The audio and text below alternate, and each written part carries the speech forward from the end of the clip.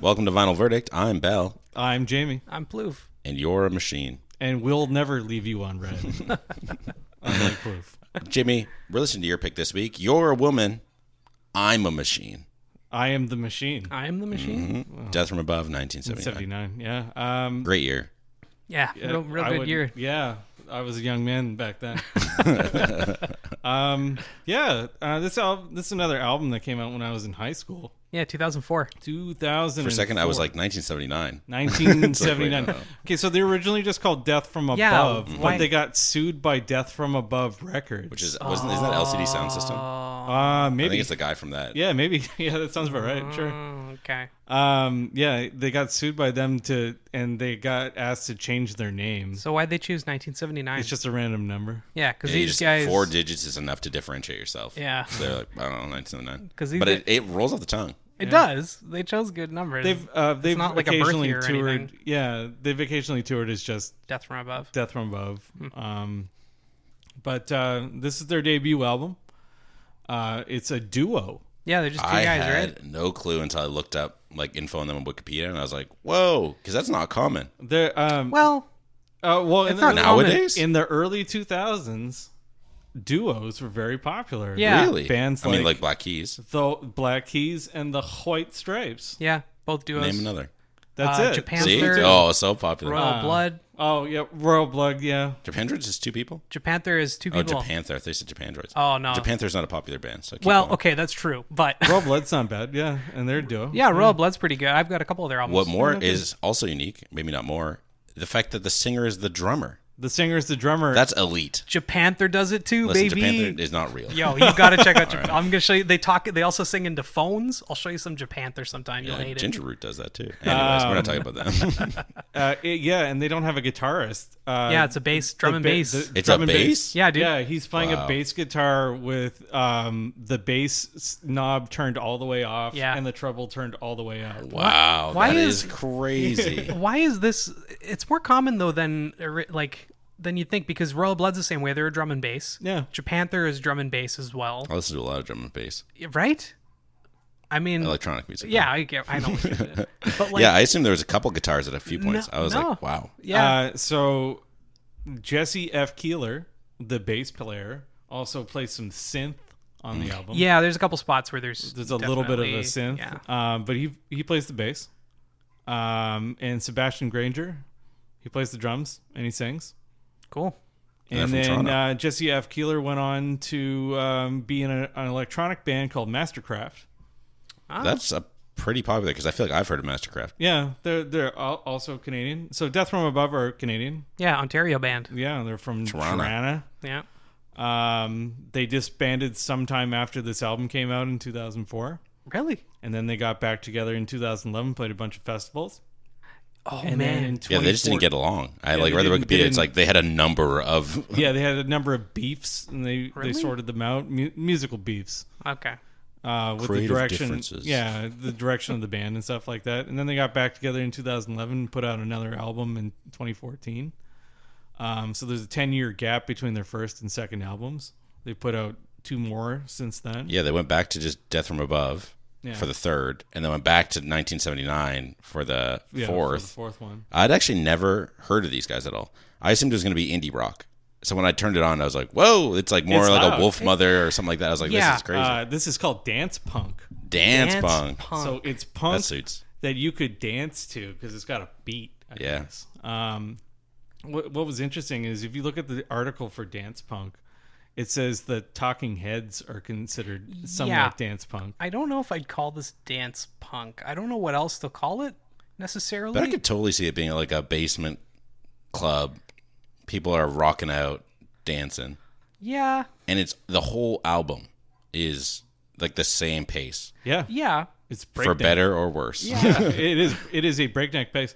I didn't enjoy this album very much when I was in high school, but I have grown to love it over maybe the last. Well, I graduated high school like 18 years ago now. So I've grown to love it over time. I think their second album is even better, but I don't own a copy of that one. Yeah, even this one's pretty expensive and hard to find. Yeah, this. So I lucked out. I picked this album up for $20. Whoa, that's crazy. How much is it now? Like 75 plus. This one is worth at least $75. Not bad. It has been out of print for a while. Stonks.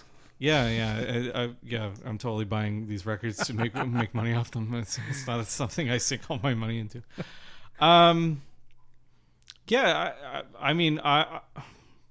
I think it is a musically interesting album. I think that the breakneck pace is interesting. I've seen these guys play live. My buddy Kevin and I would love that. I bet they kill. They were double headlining a show with the Eagles of Death Metal. Oh, cool. Which was an interesting show. What's up? Shame on Josh Homme. Oh, he wasn't there. Oh, thank God. Yeah, he wasn't there. There's been developments in that story as well. Oh boy, Yeah. let's not get into that. Yeah, it's crazy. Anyways, you saw them back in what year was this? This is probably 5 years ago when they had come out. Their second Outrageous Now hadn't come out yet. It was the Physical World or whatever their second album's called. Sure. Had come out. They played Right on Frankenstein twice. It's a great song. But yeah, they're just as energetic live, and it's still just two dudes. Yeah. And they're still making some weird, crazy noises with a one bass guitar. I bet I would have loved these guys in middle school. Sure. I don't feel strongly about it now. This album is 11 tracks. It clocks in at 35 minutes long. Yeah, they're very short songs, Yeah. which I'm thankful for. Most of them are like 2.5, 3 minutes tops. And every song is a love song. Yeah, basically. Yeah, pretty It's much. like either I love you or I Yeah. want to have sex with you. There's no... There's nothing around it. No. Some of the songs are named after inside jokes or sex. sex. Black History Month is just named that because they recorded it in February. I was really worried when I saw the title. I was like, oh boy. Yeah, because like... They should have made it the shortest song in the album. Are you... Okay. We'll get to we'll get to Black History Month later because the lyrics are like weird with the title that it is. Yeah. This, I bet they would have killed live. They do. But even by the time they released their second album, I probably would have been over this genre of music. Like, their second album doesn't sound entirely like their first album. Oh, interesting. It's funny when my buddy's John is a huge fan. He's from Ottawa, so he probably like listened to them locally and stuff. And he wanted me to go to a show with him like almost 10 years ago now or something in Vancouver. Yeah. And I don't know. I tried listening to them and I just wasn't really into it. Yeah, so I didn't get into them until way, way after. Yeah, but I actually liked this more than I expected it to. Sure. Now that I was like forced to actually listen to the whole thing. Force-fed this album. Yeah, but I don't know. I dig it. I don't think it's like incredible or super high deserving of high praise, but like it's not bad. Former guest and a friend of the podcast, Adam Sondergaard, He loves this album. Says this album goes hard. Yeah. I was talking about it earlier. He's like, yeah, I love that album. And I was like, oh, it's mid. He's like, Pitchfork says it's an 8.3. I don't know. see, Wow, that's how I know. 8.3. Pitchfork liking an album, they don't like music. Yo, don't say that. Pitchfork loves all of my albums. Yeah, that's right. I mean, we're not talking about the album cover, but I hate the elephant nose thing they do on I three of their four I albums. still Oh, you don't like understand that? one. No, they have it on 3 of their 4 albums. Yeah. I'm like, I hate this. I don't understand that one either. I don't know where it came from. I couldn't find any information about I it. kind of like it. I think it's weird. Yeah, But it's I like, definitely weird. I like weird stuff. They're Um, kind of like a more hardcore. There's one or two tracks specifically where this definitely relates to, but I thought that they kind of sounded like a more hardcore version of Jet or some other early 2000s bands. sure. I feel it as well. Yeah. Yeah, it is very of a time, but it is of a time in a way that I can still get behind. I think the reason I like a couple of the tracks, or maybe just the idea of this band, is the crunchy guitar, or Crunchy bass, I guess. Yeah. But I feel like it's because I was so into Queens of the Stone Age. And I Yeah, they're prefer very- Queens of the Stone Age Sure. in every way. That's Yeah, fair. okay, that is a fair. It's like or the an- speed of Bloc Party with the crunchy guitars of Queens of the Stone Age. Actually, there's an interesting point about Block Party. So on Silent Alarm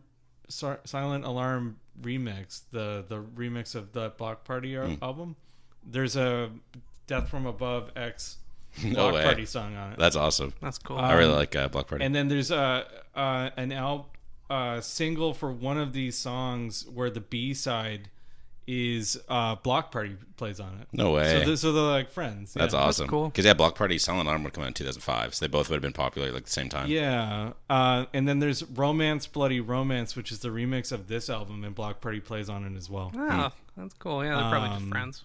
Yeah. So there's a number of like different bands that have some amount of crossover with them. I like them. I don't own any of their other albums on LP. I don't actually own any of their other albums in general. I have listened to them. I can get behind some of them, and I think this is the one that I can listen cover to cover. Sure. And enjoy. I would not listen to this on my stereo in my apartment though, because it is oppressively bassy. Is it really? I mean, it makes sense. It's drum and bass. Yeah, and my neighbors would not like me for that. But I have listened to this album multiple times. I think the only song that I would like put on a playlist is probably Little Girl. That song's weird. We're gonna talk about that later too. Interesting. Little Girl is dedicated to Zoe, Sebastien Grainger's niece. The whole album is actually dedicated to her as well. Oh, cool. Why don't we give it one? Oh no, sorry. Why don't you guys give some thoughts, and then we'll give it one last. I have no other thoughts. Oh, okay. Did you have any other thoughts? I mean, that's kind of mostly it. I think it's definitely of its time, and I would listen to it now, but it doesn't pull me quite as hard as some of the other bands from that time do. Like you mentioned Wolf Mother. I'd probably listen to a Wolf Mother album instead, or as much as I don't like Queens of Stone Age anymore for various reasons, I'd rather listen to a Queens album or something along those lines. But I was pleasantly surprised that I liked it more than I did about 10 years ago. And I don't know why. I'm not sure what has changed since then. Maybe I listened to their newer albums and I didn't like them. But yeah, it's like okay. So yeah, let's listen to it one more time. Maybe then I'll like it more. Who knows? Yeah.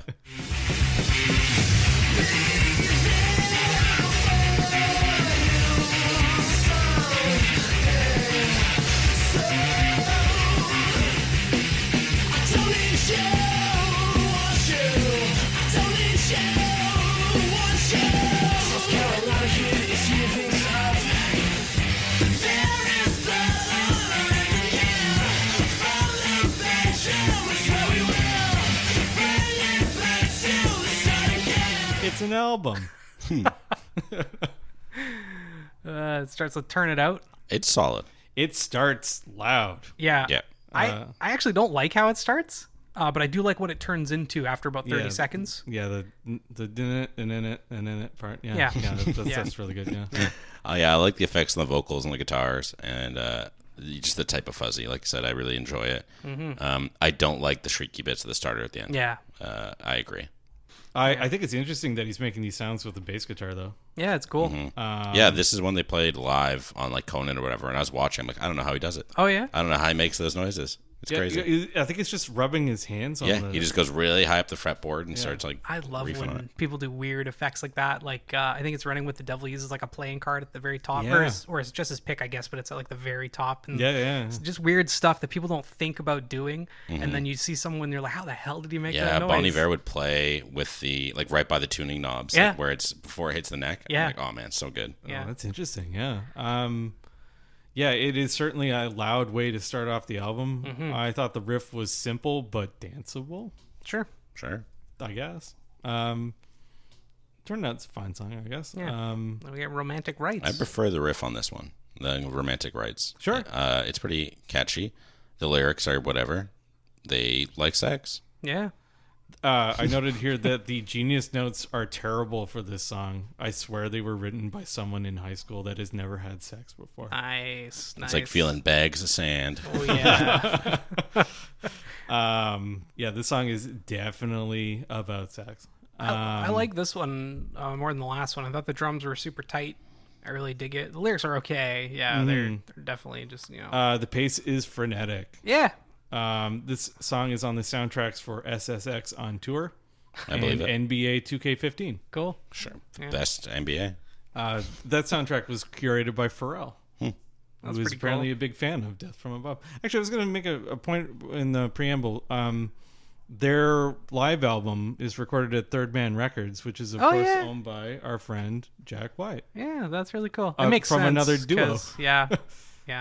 Another Canadian duo, no less, right? Is The Jack White White Stripes? No, he's from Detroit. Hold on, I think the White Stripes are Canadian. Whatever. Well, they wear red. Sure. Yeah. Yeah, they were red and white.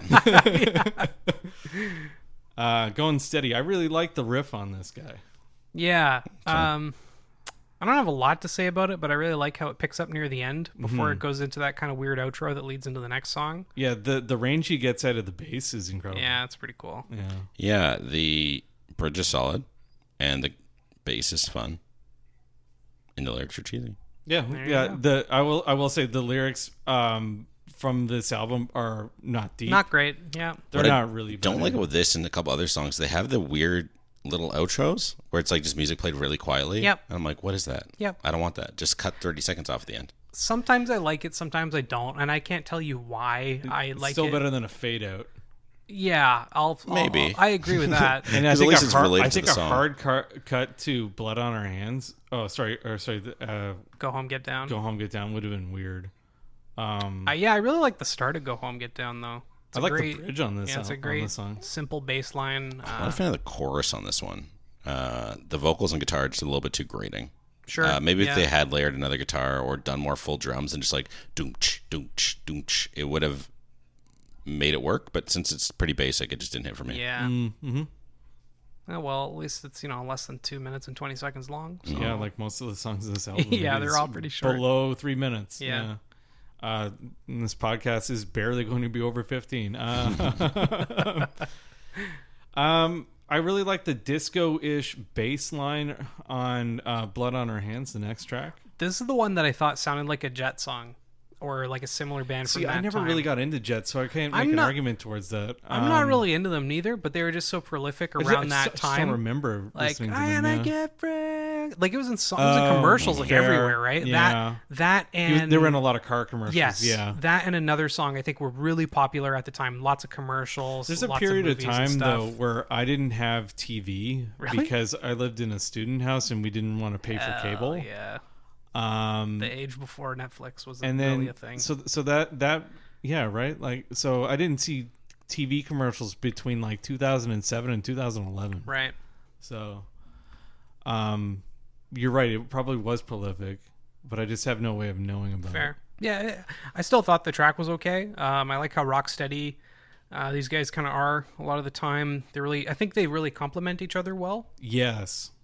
I will say that it is impressive that Sebastien Grainger is keeping a pace as good as this, Yeah. but also singing at the same Yeah. time. Because like he ain't no Ringo Starr. He's not like playing a plodding Yeah. little pace. He's hitting those bongos real hard. I'm right? always really impressed when drummers can sing at the same time. Yeah. It's not easy. Yeah, this is probably my favorite song so far. It definitely made me want to get up and move, and I bet this one kills live. Yes. Yeah. Again, I'm not a fan of how it ends with a little People jazzy riff. mosh at their concerts. Of Yeah. course. Yeah, Of course they do. Like people were getting thrown around. Yeah. Yeah, I'm not surprised. They played at a convention center. So I saw them at the Hamilton Convention Center in this little tiny Dang, hall. Hamilton. Yeah, Shout out Hamilton, Ontario. Yeah, it's a real fall. Yeah, there were maybe like 800 people in the room, and they played at like 11 the entire time, like the volume. Yeah. We had to leave early because not only did I have to work the next day, but it was just so goddamn loud. Crazy. My ears hurt. But anyway, we get into Black History Month, which is called that because it was written in February. Okay. It seems racist though, because like the whole song is about remembering the quote unquote good old days, but the songs and like your neighbors leaving town. And it's called Black History Month. I don't know if I'm just overthinking things, but Yeah, it's like you enjoyed going swimming. You had your midwives. Yeah. It was a great place for all these people. And it then- used to be. it used to be. Now your best friend's parents are leaving. Right? And people are leaving. Your mother and dad are leaving. It's like I I thought it was like a I hate my small town vibe. Oh, Sure, but that I never could be really put it. a lot It of does thoughts in kind of. It's- Now you say it. because it's called Black History Month.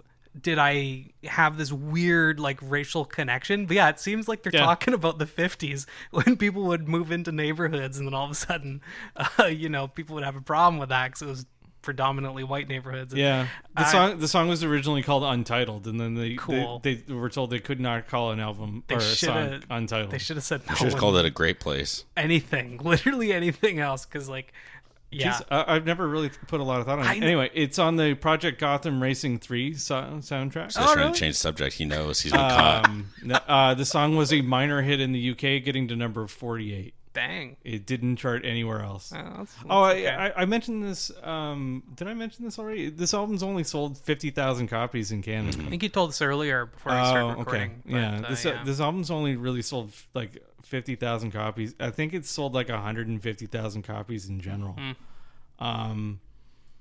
50,000 copies in Canada is enough to go gold, though. Yeah, like it's not a lot, but it's enough. It's enough, yeah. This is the end of side 1. Yeah, I like the beat on it. Like it's kind of got like a marching beat, and the guitars are pretty abrupt, and the building intensity for the final outro is good. Yeah, I don't really. It's an okay care song. for it. Yeah, it's fine. It's okay. I'm not crazy about it. It's racist though. Oh God! I couldn't get that out of my mind once I like started actively paying attention. Someone to tweet the at the band and figure out if the song is racist or not. I'm sure it's not. It's just such a weird. They shouldn't have called it that. Yeah. Little Girl is dedicated to Zoe. This one's weird. Grainger. Yeah, it's like he's in love with his niece. Or I thought it was about like impregnating his brother's wife. Or something. Yeah, like it's just, she's my baby. When can I see her? Can I love you? Can I hold you?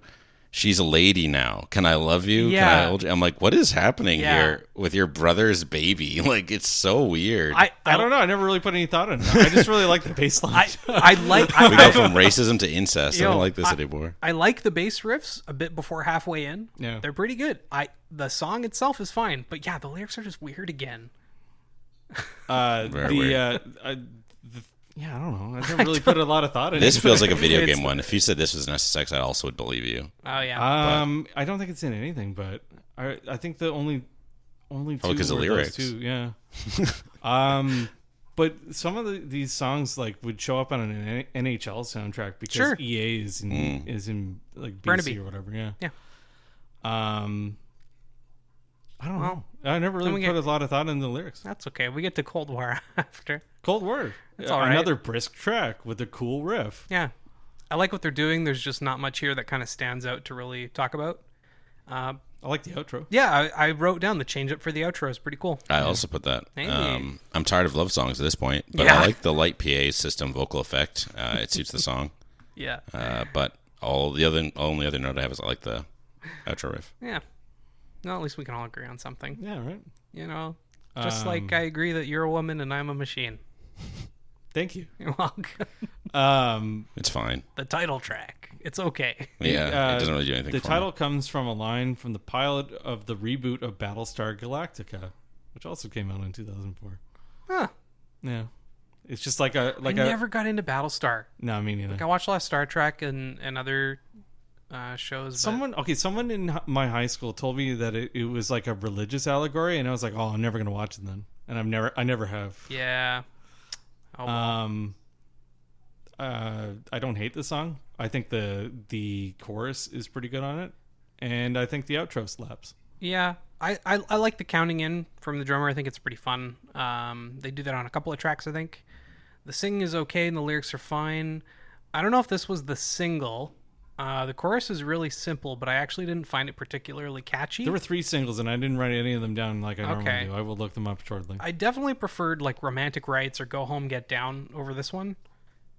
I don't know. Sure. It was okay. I'm not crazy about it. That's just a little boring by this point. Yeah. Like it's the same as every other song to me. Yeah. Yeah, I don't know. Like if you listen to all these songs back to back to back to back, like on a stereo, sure, they're fine. Well, we're gonna switch it out though because the next song isn't a love song; it's a sex song. It's a sex song. Yeah. Pull out. And guess what? It's about pulling out. Yeah, it is. The chorus with the as you know, crude as the lyrics are, I actually really like the alternating like pull out lyrics that they do. Yeah. I thought that sounds cool, and I really like the drums on this one as well. My only notes are Yeah. Yeah, my only note was that one about how it's a sex song, and then I did a cool face emoji. Hell yeah. That's the only note I have. it's about sex. Yeah. Pogo, pogo, pogo, pogo, pogo, pogo. Bounce. Sexy results. The title comes from an episode of The Simpsons where they keep saying, with sexy results. What episode is that? I don't remember that. It's in the 10th season. Oh, that's when I like kind of stopped watching. And it's like, yeah, it's like where Homer keeps saying, it's like something will happen and you're like, yeah, well, with sexy results. Well, they switched it up on this song again because, yes, it's a sex song, but this time there's a little bit of Francais because they're Canadian. Hey. I chuckled at the attempted French. It's not very good. Yeah, it's pretty funny. But the bass around 120 is pretty good. Yeah, this one is definitely different. Kind of transitions into something more normal, and I kind of wish it didn't. I really like the bongos or toms at the start. I don't know what it is, but it's Hypnotic. something else on his kit. I'm not sure what, but Sexy yeah, girl, sexy. they come back a little later too, along with some cowbell and a bit of clapping to make the whole percussion just a lot more interesting. I don't know if the bass is on loop and the bassist is messing around on a synthesizer. Oh yeah, you confirmed he is. Yeah, He plays a synthesizer. Yeah. So I don't know. I think that really helped. I would like, I think, a whole album of Sexy Results more than I'd like the rest of this album. But also, I would prefer if this wasn't on this album, if that makes sense. Yeah, it's the end of the album. On some vinyl releases, I messaged you guys last night. Some vinyl releases, there's another song called "Do It." Yeah, Mine doesn't have it. "Do It" appears on their like EP. It's a live song. I don't know why they included it on some of them, but the majority of them do not include it. Yeah, it's on Apple Music. There is like a weird minute or so of outro silence at the end, followed by like 3 seconds at the very playing end. the piano. That's what it is. It's piano at the very, something very like end. that, or a Yeah. synthesizer or something. Yeah, and I hate it. Just end the song. It's It's not even a hidden track. It's just a hidden note. It's a hidden something. Yeah, it's so weird. I don't understand that. But you asked me to look up the singles. The singles were "Romantic Rights," "Blood on Our Hands," and "Black History Month." That Wow. tracks. And that's all of them. 3 most popular songs on Apple Music. Dang. Oh, really? Okay, I didn't look up that stuff. But Yeah, this is an album. Why don't you tell us about the album itself? the album itself is a pink. single sleeve. It's very pink. It is Pink as all heck. pink. The front has 2 men with elephant faces on. They're black and white. It's kinda like a silhouette, like a silhouette line drawing of the band. The left is Sebastien Grainger. The right is Jesse F. Keeler. Man, that hairstyle is so 2004. Yeah, it's actually just Smosh. Yeah, they're very, very of a time. On the back is a sans serif font that has the listing of the tracks. Wow. And Yeah, it not almost much looks like the else. font that you use when you're printing on like the parking lot. Sure, You know that parking lot font? parking lot font. Sure. Sure. what it's Subway called, right? tile font. Parking I don't know. It's got the list of the tracks, but no numbers. Think And of then it. the rest of it is, Pink. yeah, that's about it. Let's Like take a how look on pink the it is. inside. Yeah, the record itself is not pink. It was available on Pink Vinyl. I do not own it on Pink Dang, Vinyl. how much does the pink one go for? Like $300. Yeah. I bet. This album did not come with liner notes, but the liner notes for the CD tell you that the album was dedicated to Zoe, and it has the production information on it. Cool. Dedicated to Zoe, the love of my life. Shout My out. favorite niece. Shout out Zoe. Side A, it has one half of an elephant face, and side B has the other half of an Dang. elephant face. Wonder if they fought over who gets which side. I don't know. I can't even tell who it is. There are no track listings on the label, which is actually kind of unusual.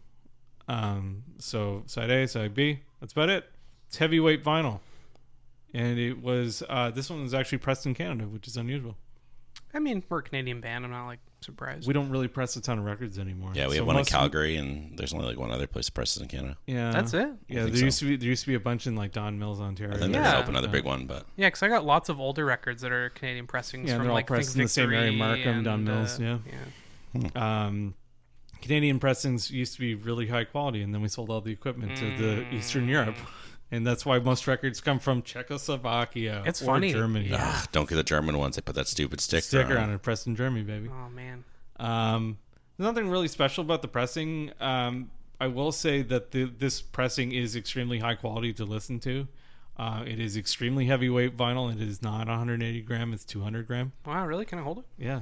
Oh, you want to hold the baby? The lady? Watching them pass this record is stressful. Jamie's tossing it in his hands like a pizza. That is heavy. I had a turntable before the one I have now, which is direct drive. Pardon me for a second. We had it before direct drive. You want to hold it? You want to hold Pass the baby? it around. Here's the baby. Pass it around. I had a turntable before this that was belt driven, and it had trouble playing this album because it would not get up to right speed. Hilarious. So I had to hold it at 45 and then like cycle it on and off if That's I wanted to play it. hilarious. That's not worth doing. No, it was not. Yeah, shout out direct drive turntables. Yeah, shout out direct drive turntables. Oh, you want to hand it back? Is there any reason, is there honestly any reason to go for a belt instead of direct drive other than cost? Other than cost, just no. You see a lot of lower end turntables are belt driven. Yeah. There's nothing wrong with I mean, belt-driven cost is a very valid reason. It is. There are some belt driven turntables though that have more pitch control. So my mom's dual turntable has quite a bit of pitch control, and it has a strobe and stuff like that. Sure. But a lot of cheap turntables are belt driven. Direct drive is very popular though. Yeah, it's solid. So Bell's linear tracking turntable is belt driven. Sure. But Don't tell people that. don't tell people that. But yeah, you and I both own direct drive turntables, and Bell's other turntable was direct drive as well.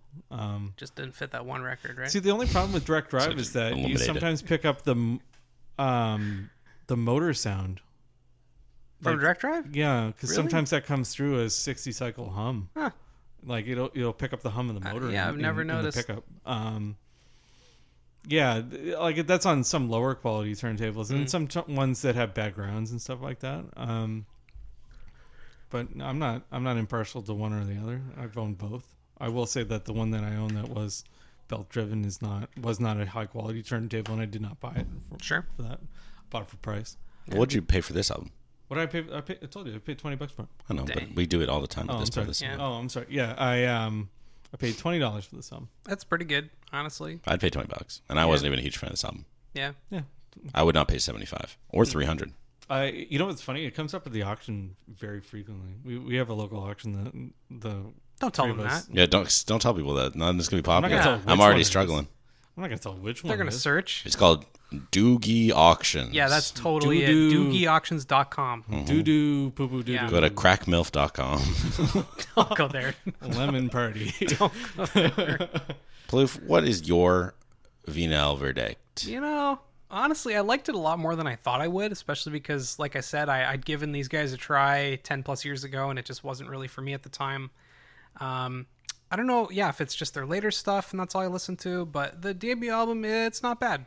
If I saw it for a reasonable price, I'd probably pick it up, partly just because I've always liked the album art on the cover. I'm still not crazy about it. Like I said, I'd probably rather pick out something from like Wolf Mother or another similar early 2000s band instead. If they were like side by side, that's definitely who I'd go for instead. But, it's okay. I think it's solid, but kind of basic at times. And I'm still super weirded out by a couple of the tracks, particularly Black History Month and Little Girl. Yeah, honestly. I was surprised that you guys were hung up on those two. Dude, I don't I've know- never actually put any thought into the I lyrics. don't know what to tell you. It's the title coupled with the lyrics that Sure. makes me be like, is this racist? I don't know. I'd give it like a 7 out of 10. I want to give it a higher score, like a 7.5, but That's completely fair. yeah, I think 7 out of 10 is kind of right. Hey? Yeah, the reviews are somewhere around Middling. there. No. Some of the reviews are very positive, Okay. and then some of the reviews are somewhere in there. Yeah. I think that's a completely fair ranking. I Okay. think that's about right. Thank God. I forgot that Jamie rates our final verdicts, and I'm nervous. What'd you think? I bet I would have loved this album in the late aughts. But in the early 20s, this album is just okay. Most of these songs kind of blend together for me, and I don't think there's any that stand out as my favorite or least favorite, for better or worse. I probably sound a bit harsh on this album. It is a decent headbanger in the car album, but in my mind, it's not a stellar, actively listened to album, which is what I did to write these notes for this podcast. Though if I was playing Skate 2 or road tripping, I'd probably find someone threw this on. I'm going to put it in the 26th spot, above Steve Hyde's Down on the Road by the Beach, and below Coral Fang by the Distillers. It's not a bad album. It's just very bland. I probably won't remember listening to this album in a couple months' time. If you like listening to dance punk, listen to Bloc Party. Yeah. I prefer Yeah, you Bloc should Party. listen to Bloc Party because they're pretty good. They Actually. are pretty darn good. They haven't put out. They're an on album in SSX on years. tour as well. Are they really? I do believe so. No good. Play that game. I recommend that game. Yeah, the game's great. You can't go wrong with any of the Partial SSX to games. SSX Tricky myself. It's Yeah, fire, or It's 3. SSX 3 was 3 is okay good too. too, Yeah.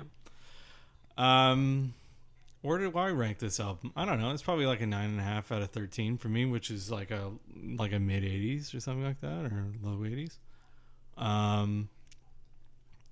Would I recommend? If you can find the album for $20, it's fine. You can listen to it.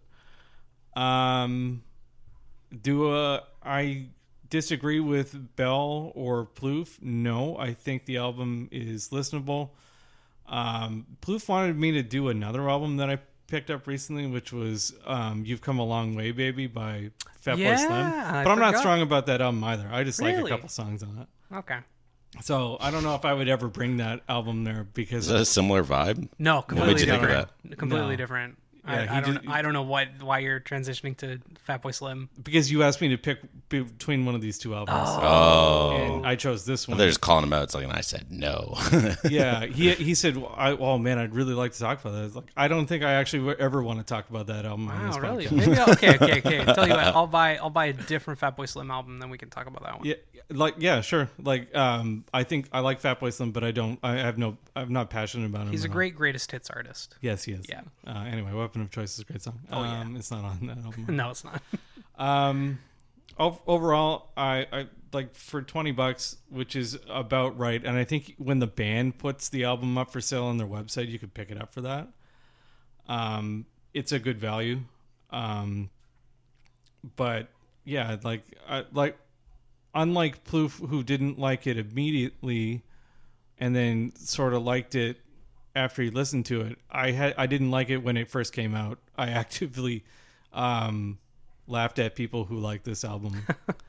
I had a friend of mine who consistently shared songs with me on MSN that kept feeding me Death from Above songs, and I was like, I can't get into this crap. This sucks. And then for some reason I've gotten into it over the last maybe 8 or 9 years. No idea why. I don't know. I would probably put this album on and listen to it. Sure. Yeah. Anyway, Cool. Well, we're That's going to put all my on thoughts Plouffe's next album and listen to it. What are you listening to? Or what are you picking? I'm picking an album by Skin Shape, a British artist. Arrogance is the death of men. It's true. It can be. find out how much I hate Skin Shape on the next episode. Bye. Bye.